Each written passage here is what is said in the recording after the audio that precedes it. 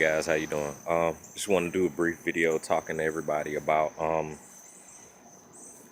combing beards.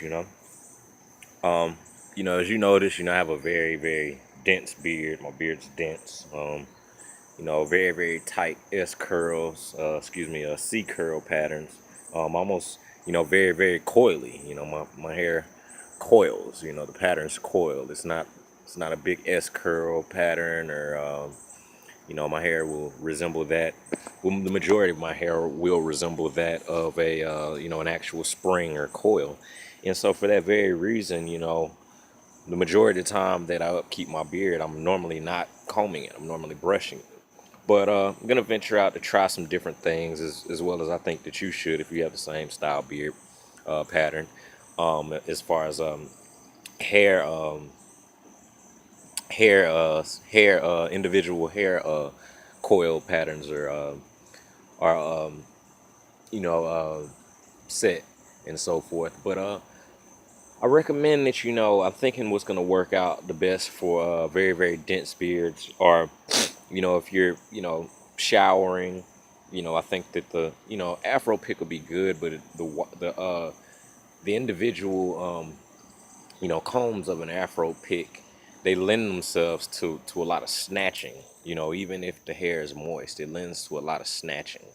So, I'm of the opinion that the teeth of the comb shouldn't be, long, like long, small cylinders like Afro picks are, because when you have a tightly coiled hair pattern, what happens is those coils, as soon as you stick the pick in there, the coils wrap themselves around the pick, and when you pull out, they get snatched out because the coils are so tight that they fit like right around the I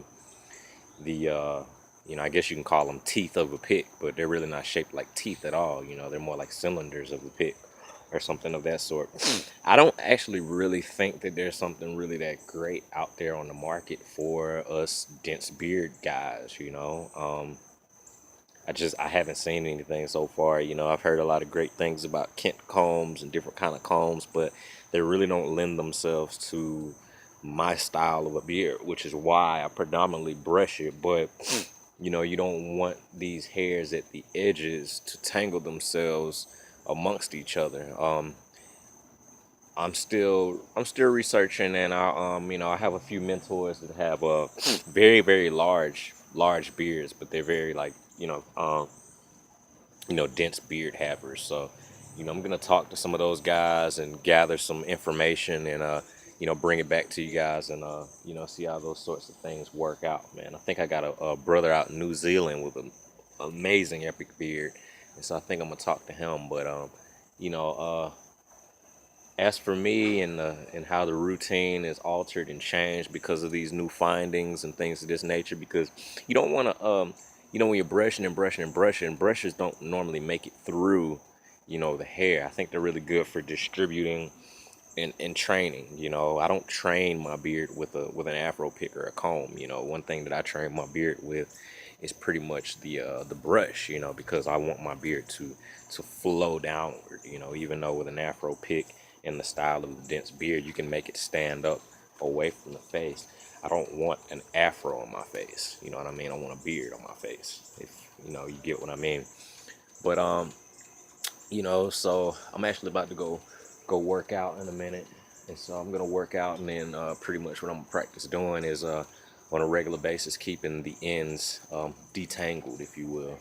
Um, you know, I'm I'm knowledgeable that they make things as such as detangling combs and things of that nature on the market. So um, I'm not going to purchase a detangling comb or anything like that, because I just don't see any of these things out on the market that really cater to my style of hair. A very dense beard. It's very dense. My hair doesn't naturally go straight down, and the, I guess, hairs per square inch or something like that, the follicles are very tightly. They're very close. You know what I mean? Like it's a lot of hairs in a very small region. So to run a comb through, it would stop like right here, right there, if you will. But with afros and different tightly dense hairstyles and stuff, if you will, you normally start at the ends first, After you start at the ends, then you're able to go through it. But all of these things aren't accurately being able to be implemented without a reasonable amount of moisture. And there's different kinds of moisture. You got the conditioner moisture. Conditioner adds like a lotiony kind of a moisture. You got the oily moisture, which for very, very dense hairstyles and beard styles, oil kind of tends to tighten the density of the hairs. So it takes a good balance between water moisture and oil moisture is what I noticed. I think the hair can be pretty much like, maybe 60% like water moisture dry and 40% oil moisture, so normally the way you kind of acquire that balance of moisture is by maybe a light dampening of the in the shower, and then after a light dampening of the shower, a small application of oil. And if you're a little bit too you know for lack of better terms, uptight about picking and damaging the beard while not in the shower, then I just recommend that you give it a nice run through, um, a protective run through. Not a, you don't want to rip through, rake through, or anything like that. But being very conscious to how you're going through the beard with the comb. Do so in the shower. But the overall focus of this video is just to um, effectively comb the beard. Comb how to comb the beard without damaging the beard. Is something major that we want to really focus on, because you know we can't avoid the comb, because you don't want to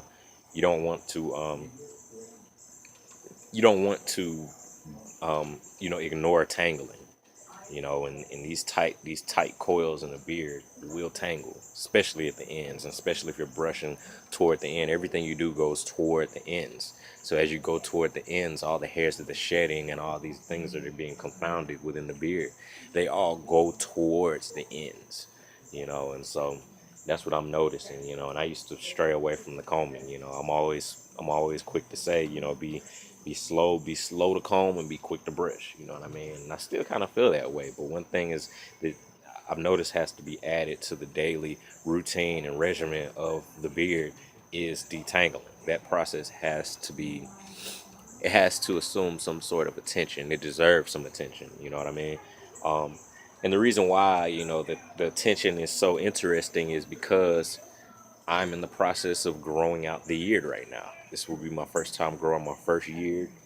And when growing that first ear, you want to stay away from things that limit the growth, or tear away from the growth, or rip away from the growth, if you will. You know, and normally what people do when it comes to things like split ends and damaged ends, and a lot of those types of ends are with tangled hair at the edges, at the ends. And so when a lot of people deal with those things, they normally clip the split ends. But when I'm going through the process of growing a ear out, you don't cut it, you don't trim it, you don't have any. I mean, a lot of people, they grow out a ear and they say, I grew out a ear with no significant cuts. Well, I'm growing a ear with no cuts. So when it comes to no cuts, then there will be no clipping of the split and damaged ends until after that year mark is embraced and reached. Then some sort of a styling approach will be you know made more conscious. So, you know, another lighting is a little bit interesting out here, guys. I'm sure you guys will forgive me and enjoy the commentary. So you all have a great one. I'm gonna go work out, and I'm gonna practice the detangling processes that I spoke with you guys in the shower on my own, and maybe do a recap video to talk to you guys about it. So y'all have a great one. Peace.